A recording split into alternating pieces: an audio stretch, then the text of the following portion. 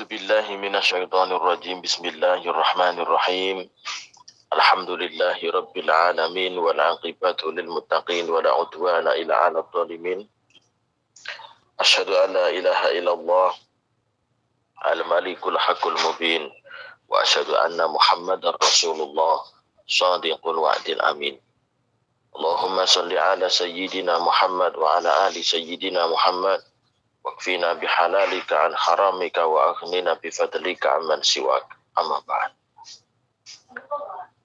Yang dirahmati Allah, segenap para alim, guru-guru kita, ibu ketua, ibu wakil, dan seluruh jajaran staf kepengurusan yang senantiasa diberikan kemudahan oleh Allah Subhanahu wa Ta'ala, dan kepada seluruh saudara-saudariku jamaah Iwamid on Air tercinta dimanapun Anda berada. Perdana dan yang paling utama, bersyukur kita kepada Allah Subhanahu wa Ta'ala pagi hari ini kita bisa berjumpa kembali dalam kajian kitab Irsadul Ibad ila Sabilir Rasyad. Jamaah, saudara-saudariku, sebelum kita lanjutkan pembahasan tentang yang berhubungan dengan khamr, yang berhubungan dengan sesuatu yang memabukkan, mari semuanya untuk bersolawat kepada Nabi agar rahmat Allah senantiasa menaungi kita dimanapun Anda berada dengan mengucap Allahumma shalli ala sayyidina Muhammad wa ala ali sayyidina Muhammad. Baik jamaah semuanya yang masih di luar, ayo silahkan masuk. Yang di perjalanan, tancap gasnya menuju majelis aula majelis taklim Iwamid on Air yang TOP PKT Cetar Membahana Sejagat Raya. Bismillahirrahmanirrahim. Subhanaka la ilma lana illa ma 'allamtana innaka antal alimul hakim. Tambihun, ada sebuah peringatan. Inna syarabal khamri wan nabiti walau qatratan minha haramun bal huwa kabiratun ijma'an. Inna syaribal khamri, teman setuhune ngombe khamr. Sesungguhnya meminum khamr, wan nabiti lan badek. Badek nabit itu apa Pak Ustadz? Nabit itu apa namanya? Lira atau nira. Badek yang dibuat jadi khamr. Jadi bisa dari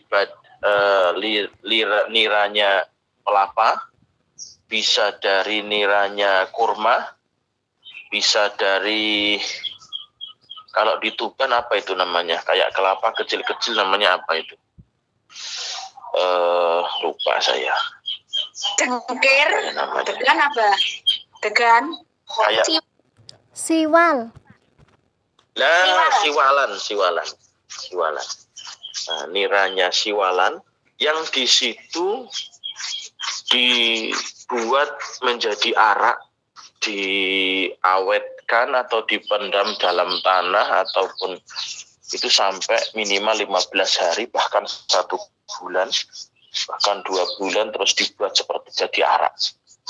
Nah, ketahuilah walau kotrotan, walaupun hanya 1 tetes, iku haramun haram.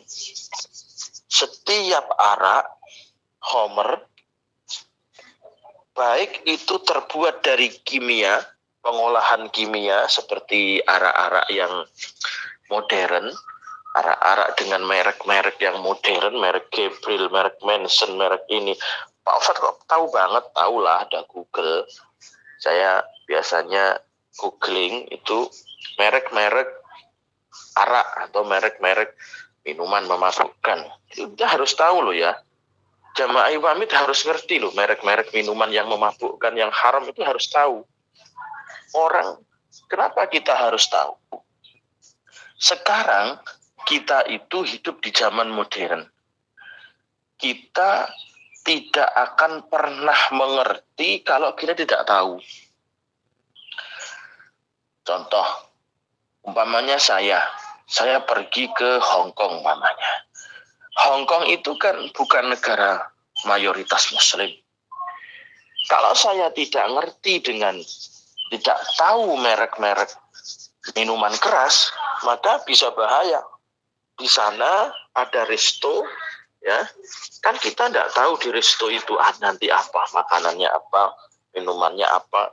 Kadang kalau kita tidak ngerti, kadang nginep di pamannya kemana gitu kan, nginep di apartemen atau di penginapan mana gitu. Nah, menu daftar minum itu kalau kita tidak ngerti ini apa bisa jadi salah kan. Itu yang dipesan adalah minum-minuman keras. Makanya sesuatu yang membahayakan yang diharamkan Allah itu wajib kita ketahui. Gitu loh. Contoh, anjing. Orang itu wajib tahu itu namanya anjing, babi. Nah, jamaah Iwamid on Air harus paham nama-nama babi. Babi itu namanya banyak banget.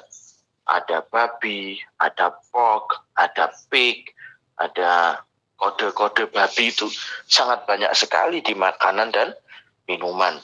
Hati-hati, makanya kita harus tahu. Kenapa? Inna syarbal khamri wan nabit lau qatratan minha haramun. Meminum khamr, baik itu yang khamr terbuat dari kimia, pengolahan kimia, atau yang terbuat dari pengolahan buah-buahan, sari buah, ataupun pengolahan nira, semuanya hukumnya haram walaupun hanya setetes.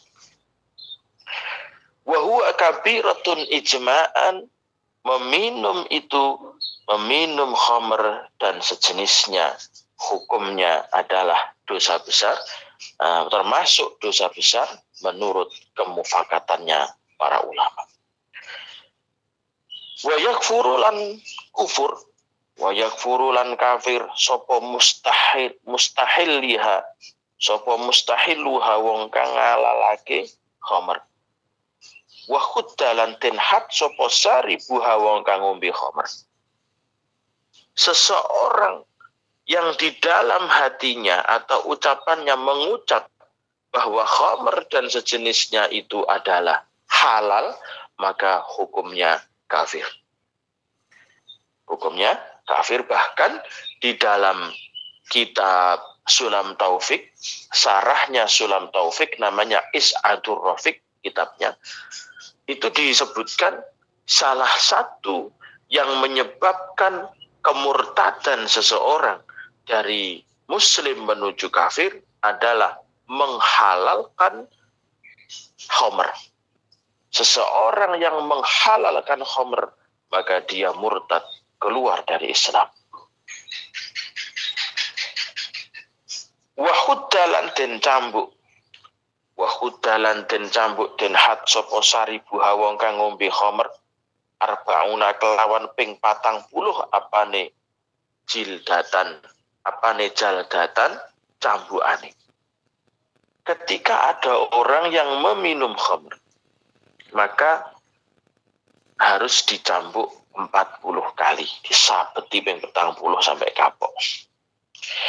Ingkana lamun ono sapa won iku huron kang merdeka. Jadi dulu pada awal-awal zaman Rasulullah itu di dunia itu masih ada namanya perbudakan. Dulu, sekarang perbudakan dihapus, tidak ada budak sekarang. Wan nabitu utawi nabit utawi arak kang digawe sangka nira, sangka badhek, iku kal khamri kaya dene khamr, sama hukumnya. Fayuhadu mongko den had sapa saribuha wong kang ngombe nabit.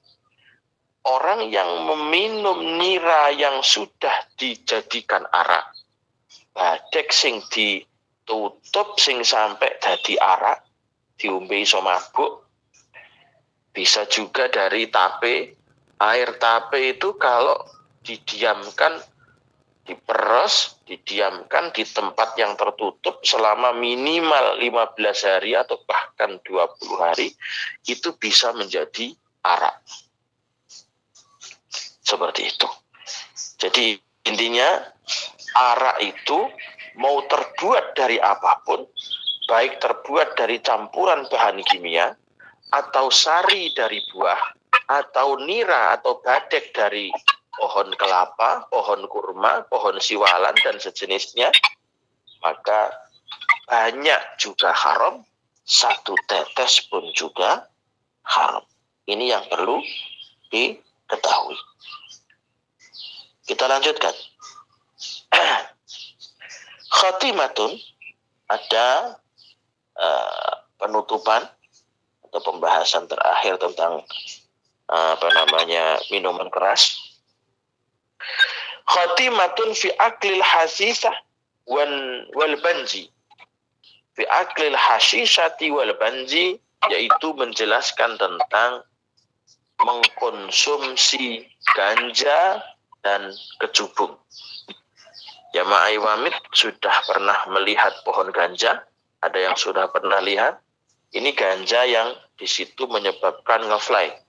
Ganja yang menjadi bahan untuk seseorang mabuk, ngefly. Dan kecubung. Kecubung ini juga membuat orang jadi ngefly. Rawang riwayatake sapa Ahmadu Imam Ahmad wa Abu Dawud dan Imam Abu Dawud, Nabi Shallallahu Alaihi Wasallam, Abu Dawud diriwayatkan dari Abu Hurairah, naha nyegah, naha melarang sapa Rasulullah Shallallahu Alaihi Wasallam dan kulli muskirin, dari setiap barang yang menjadikan mabuk. Seluruh barang yang menjadikan orang itu mabuk, ngefly, maka hukumnya haram. Baik itu berbentuk cair maupun berbentuk padat atau dalam daun, bermodel daun seperti ganja, kecubung, maka mengkonsumsinya hukumnya haram. Wa qala lan ngendika sapa Al-Khattabi, Imam Khattabi, Al-muftiru utawi perkara kang ndadekake wong ngefly. Muftir itu adalah perkara yang menjadikan orang ngefly. Ngefly iki piye yo? Tak contohne aku yo urung tau ngefly gitu, piye tak tahu. Tak pernah. Iku kaya bocah-bocah mendam-mendem pinggir dalan niku lho. Gremeng karepe dhewe meneng, terus ya sing ngoten niku lah dadekne bocah harapannya suram. Itu namanya muftir. Muftir adalah segala sesuatu, baik itu minuman, baik itu cair maupun padat maupun berbentuk apapun, bisa ekstasi, bisa sabu-sabu, bisa, semua itu hukumnya haram. Setiap perkara yang mendatangkan orang itu ngefly, gemetar, maka hukumnya haram. Wa'lam lan waruwa sapa sira jamaah Iwamid on air, ketahuilah annal hasisha ta temen setuhune ganja iku haramun haram. Hasisha artinya rumput yang membuat orang jadi ngefly, itu bisa jadi ganja, bisa juga kecubung. Kal khamri kaya dene khamr, haramnya derajatnya sama dengan khamr, wa yuhaddu lan den cambuk sapa akiluha wong kang konsumsi ganja dan kecubung. Wa qala lan ngendika sapa Ibnu Taimiyah. Ibnu Taimiyah berkata, wa aqarrahu lan netepake pendapat Ibnu Taimiyah sapa alu madhabi, man za'ama halal hasisha kafaro. Barang siapa yang di situ berpendapat bahwa ganja itu dikonsumsi hukumnya halal, maka dia menjadi kafir. Itu menurut pendapat Ibnu Taimiyah. Dan Ibnu Taimiyah berpendapat innaha najisatun kal khamri. Ganja menurut Ibnu Taimiyah, ganja menurut Ibnu Taimiyah itu hukumnya najis seperti khamr. Tapi menurut pendapat Imam Hambali dan Imam Syafi'i, yang najis hanyalah khamr yang berbentuk cair. Sedangkan khamr yang tidak berbentuk cair, maka hukumnya suci. Contoh, khamr yang berbentuk minuman atau gel, maka hukumnya najis. Jadi seandainya baju terkena khamr, dibuat sholat tidak sah. Akan tetapi setiap khamr yang tidak berbentuk cair, khamr yang berbentuk padat, contohnya apa Pak Ustadz? Bisa morfin, bisa ekstasi, bisa ganja, bisa macam-macam lah, sejenis itu, sabu-sabu dan sebagainya. Kan itu padat, bukan berbentuk cair. Maka yang seperti itu tidak najis, tapi mengkonsumsinya hukumnya haram. Menjualnya hukumnya haram. Menjadi kurirnya hasilnya haram. Seperti itu.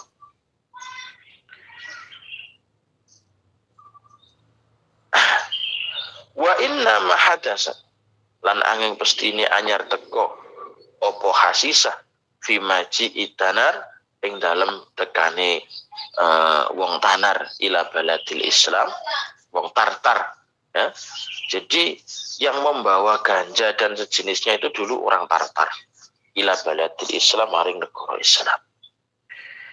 Wa zakara lan nutur sapa al-Mawardi Imam Mawardi kaulan ing sebuah pendapat anna nabatati teman setuhune piro-piro rumput dan sejenisnya, ganja dan sejenisnya, fiha iku ing dalam nabatat sidatul matrubatin utawi sifat keras, sifat kang moyang mayengake akal yang menjadikan orang itu ngefly. Setiap tumbuhan yang dikonsumsi menjadikan orang itu ngefly, yajibu mongko wajib opo al-hadu nyambuk ala akhiliha ing atase wong kang konsumsi ganja dan sejenisnya. Maka siapa yang mengkonsumsi semua itu wajib dihad 40 kali cambukan. Nas'alu nyuwun sapa kita Allah ing Allah ayujibna yen to ngeduhake sapa Allah ing kita al muskirati saking setiap perkara kang mendemi. Kita memohon kepada Allah agar Allah menyelamatkan kita, menjauhkan kita dari perbuatan-perbuatan pengkonsumsian hal-hal yang memabukkan dan dari segala perkara yang menjadikan hidup kita tidak bahagia. Amin ya rabbal alamin. Jamaah Iwamid on Air yang selalu mendapatkan hidayah dan berkah dari Allah Subhanahu wa taala.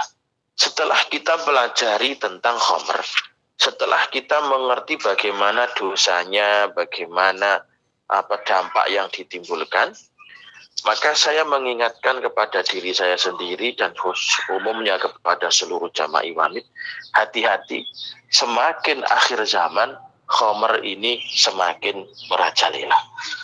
Saya ingatkan, semakin akhir zaman khamr itu semakin merajalela dan mereknya pun semakin kayak merek yang kayak tidak haram gitu, kayak bukan khamr gitu. Jadi makanya hati-hati anak-anak kita, saudara-saudara kita, tolong itu dibentengi agar tidak terjerumus menjadi orang yang mengkonsumsi khamr. Nauzubillah min dzalik. Kita mohon perlindungan kepada Allah. Dan yang wajib diketahui jemaah, bagi siapapun yang biasa sering melancong, sering menjadi musafir bepergian, harap mengerti tentang nama-nama khamr. Jangan sampai terjerumus ketika memesan minuman malah keliru minuman khamr. Hati-hati loh ya. Soalnya nama-nama khamr sekarang itu kayak nama-nama minuman biasa gitu. Dan yang kebalikannya juga gitu. Minuman sekarang itu dibuat kayak nama-nama khamr gitu. Jadi orang itu kayak sulit, ini minuman apa ini? Kok kayaknya namanya bagus gitu. Setelah dipesan ternyata malah khamr. Ada banyak kejadian seperti itu, banyak. Ada orang santri umpamanya, karena jarang mengerti tentang nama-nama khamr, ketika diajak ke kota, lalu dia mampir pada sebuah warung atau sebuah rumah makan, yang rumah makan itu ya mohon maaf, karena rumah makan itu kadang ada yang walaupun rumah makan halal, kadang ada di situ menyediakan minuman-minuman. Seperti kalau kita pergi ke Bali, hati-hati. Jadi harus ngerti mana itu khamr, mana yang bukan khamr. Dan saya berpesan juga kepada seluruh jamaah, tolong diperhatikan nama-nama babi. Babi itu punya nama banyak banget. Jadi kalau Anda mengkonsumsi makanan atau minuman yang di situ masih meragukan, tolong dilihat komposisi dari bahan makanan dan minuman itu. Komposisinya apakah mengandung pig, apa mengandung pork, apa mengandung babi dan sejenisnya. Di situ nanti Anda bisa googling nama-nama babi dalam bahasa. Jadi ada berapa gitu loh kode-kode babi itu. Hati-hati ya. Jadi anak-anak kita, saudara-saudara kita, tolong diberitahu itu nama-nama dan kode-kode sesuatu yang memabukkan.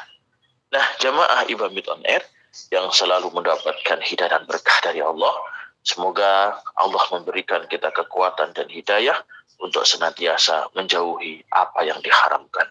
Amin ya rabbal alamin. Ala hadhihi niyah, al-Fatihah. A'udzubillahi minasyaitonirrajim. Bismillahirrahmanirrahim. Alhamdulillahirabbil alamin arrahmanirrahim maliki yaumiddin.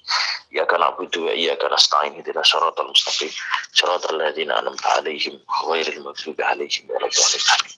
Jamaah Iwamid, kitab Irsadul Ibad insyaallah 1 2 3 pertemuan lagi insyaallah khatam, dan persiapkan ini adalah untuk menuju bab yang terakhir, yaitu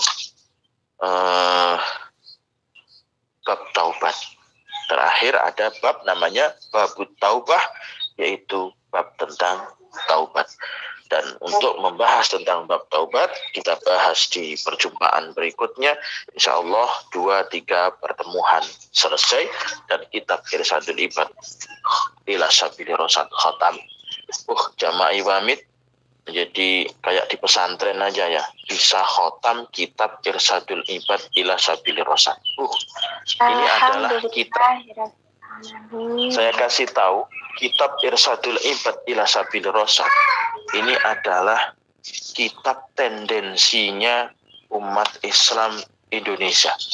Jadi kiai-kiai masjid, kiai-kiai langgar, kiai-kiai musola, pesantren-pesantren itu 90% mengkaji kitab Irsadul Ibad ila Sabili Rosad. Kenapa kok seperti itu? Kitab Irsad ila Sabili Rosad ini selain memaparkan hukum-hukum, kitab Irsad ini adalah dicantumkan tendensi-tendensi hadis. Jadi itu keampuhan dari kitab Irsadul Ibad ila Sabili Rosad. Semua yang ada di sini semua adalah kumpulan dari hadis-hadisnya Rasulullah Shallallahu Alaihi Wasallam. Nah, baik, itu saja yang bisa saya sampaikan. Jamaah Iwamid on Air, saudara-saudariku semuanya, sampai jumpa di lain waktu. Mohon maaf atas segala kekurangan. Usikum wa nafsi bitaqwallah. Wassalamualaikum warahmatullahi wabarakatuh. Waalaikumsalam warahmatullahi wabarakatuh.